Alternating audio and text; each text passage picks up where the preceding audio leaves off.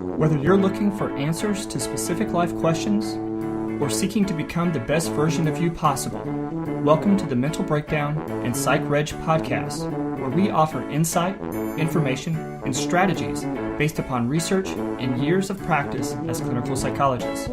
So sit back, have a listen, and get connected with our hosts, Dr. Berney Wilkinson and Dr. Richard Marshall. Welcome back. Richard, today we're going to talk about 5 very common and seemingly harmless habits that actually can increase our stress. It was sort of sobering reading these 5 because I'm thinking guilty on all 5 counts. These are so easy to slip into. You don't think about them. Right. Now, this is an article that was written at cheatsheet.com. I've never been here. Okay. So you're not the only one who. No. Okay. Yeah. Right. I don't even remember how I found this article, but you know what? I found it in Apple News. Actually, that's how I found it. But I saw it and I was thinking, you know what? That would be. We haven't done. That explains why I've never seen it. Yeah. I don't traverse those news sites. Oh, true. Apple News. Apple News. It's an app on your phone. No, it isn't. You mean you can access it as an app? It's an app on your phone. I'll show it to you later. I had it set up for you.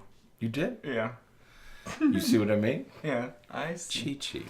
Okay. So, but no, a couple of these harmless habits are things that we've talked about before. Right. So. Yeah, we've discussed these things before, but when you see them like this and you think, wow, you have done that. Yeah. Mm-hmm. Oh, just did that. That's right. Did that yesterday. I'll probably do this one today. That's right. Yeah. So the first one is eating an unbalanced diet. Now, we've talked before, lots of times before here on the podcast about the importance of having a healthy diet. And, it just, I guess, stands to be mentioned again that, eating an unhealthy diet certainly increases stress and increases, problems that we will have throughout the day, whether it's increasing the risk for fatigue or, again, just increasing stress and pressure. And this is what you are doing to yourself, and what you're denying yourself. If you're eating an unhealthy diet, it's harmful in 2 ways. Right. You're eating food that creates problems. That causes stress, right? That would be all the foods we love, French fries and donuts and comfort foods. Right. Okay. And you're denying yourself foods and nutrients. It's really about nutrition. Right. Nutrients that you should be taking in, and they mention omega-3. Yeah. It's not the only one, but foods that are high in vitamins and minerals and all that. Yeah. And they mention omega-3 in particular. Yeah. If you don't have a good diet, you're denying yourself those essential nutrients. Yeah. Whole fruits and vegetables are the best route to go there. Right. So, the second habit is overthinking. Now, this is one that I really like because we haven't talked about this one as much, but overthinking and ruminating is a problem. Right. It creates a lot of stress, and it doesn't always give us what we think we're going to get from it. Right. We think that if we just sit and think about something repeatedly that we're going to come to a resolution, but that doesn't necessarily happen. Right. And here we're really talking about rumination, where you go over it and over it and over it, because replaying it over and over again isn't accomplishing anything, but you're wearing yourself out because you're usually ruminating about the negative parts. Right. So. Right.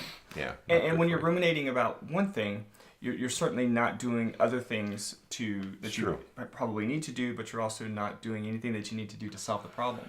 I guess that's true about each one of these. Now that you mention it, if you're ruminating, you're spending a lot of time in the negative camp, and you're not thinking about the things you should be thinking about. Right. So exactly. So now, number 3. Oh, I love number 3. I do too.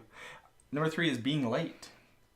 Now, being late causes stress again in two different ways. Right. One of the ways that it causes stress, of course, is the pressure that we feel for being late. You know, when we're looking at our watch the whole time we're driving, or we're knowing that we're running behind and that we have to hurry up and get there, and of course then we get stopped by a stoplight, or we get behind that slow vehicle, and it just increases that blood pressure, that stress. Because you not only have this crazy ride to get there, or you're running, if you're on foot, you're running and sweating and over. So you have that, and then you know that the people who are waiting for you may think badly of you. And so there are all kinds of problems with this one. I was going to say that, yeah, that's the second one. That's the second way in which this causes stress is that it starts to affect relationships. That's right. You know, if people depend on you to be at a certain place at a certain time, or when you say you're going to be there, and then you're late consistently, that's certainly... Yeah, we all have one friend or family member, and we say, well, we're going to get together at 10, knowing that they're not going to show up until sometime after 11. Right. You know, so you even adjust the clock for those people. But you know that others are thinking badly of you because you hear, we're always talking about the person who's always late. So why are you keeping me waiting? Because I don't matter to you. Right. And that's it. That's if you the keep issue. me waiting, then I'm not important. Right. Now, number 4 is not taking breaks. Guilty. Yeah. Are we guilty of this one? Maybe. We, but this is a really interesting sort of paradoxical relationship. Right. We think that, well, if we just grind through it, that we're going to, get more done and perform better. But actually what research suggests and what we really know about the neuropsychology of problem solving and things like that is that sometimes you need those breaks. I don't know whether, I don't remember very well an 8-hour day. Right. We typically think of an 8-hour work day. But I was talking to a friend last night who works in a construction firm, and they typically work 12 or more hours a day. And I think when you're working that many hours a day, you have got to start taking some breaks because I don't think you can sustain it. No. And I don't know what the limit is, and I suppose it's different for different people. Oh yeah. But I'm good for a couple of hours, and then I have to take a break. But I've had my doctoral students say, oh, I had the most wonderful day. I sat at my table for 8 hours and got all this work finished. Yeah. And I don't think I could do 8 hours at a stretch. Yeah, and I'm always a little skeptical when people say those kinds of things because the likelihood is that they didn't sit there for 8 hours. Do you take breaks? I mean, you're able to sustain your effort for long periods of time. Well, yeah, and it depends on what we mean by breaks. I mean, if you get up to go to the bathroom or you go get a drink or something like that, I mean, that's technically a break. What about shifting from activity to activity? No, I do Is that a break? Well, yeah, absolutely. It could be, depending, especially if the breaks. Remember, we talked before about multitasking, and we talked about how you shift from a topic that requires one type of cognitive skill or one type of behavior to another one that requires something different, and those shifts. So you might be sitting at your desk. Oh, and that's another thing: sitting too long. Yeah. Right? Yeah. If you're in one position for too long, that's physically bad for you. Right. Right. I didn't realize how bad it actually is. Yeah. To stay seated for that long. I guess there's risk of blood clots and blood pressure problems. But I guess if you're shifting from, like you're writing a report, and then you shift to redo your calendar, is that a break? Yeah. Or I think that could be a or do you have to disengage completely? Well, I think that the healthy thing is disengaging completely. Going from that heavy work focus to something that's less work focused. Yeah, because I have a problem with number 4. Yeah, I mean, I do violate this one because we in this business we can sit for a long time. Right, and I think you do number 5 also. Skipping on sleep. Again, it's somewhat paradoxical because we think that, well, you know what, if I just sleep for a little bit and then I get back to it, if I extend my wakeful hours, I'm going to get more done. I'll get more finished. And it's just not true. It's we need to make sure that we're getting enough sleep. And again, we talk about sleep a lot here, but it's the amount of sleep that you need, your body needs. That's true. Some people need 8 hours. Some people can do okay with 6 hours. Some people need 9 hours or 10 hours.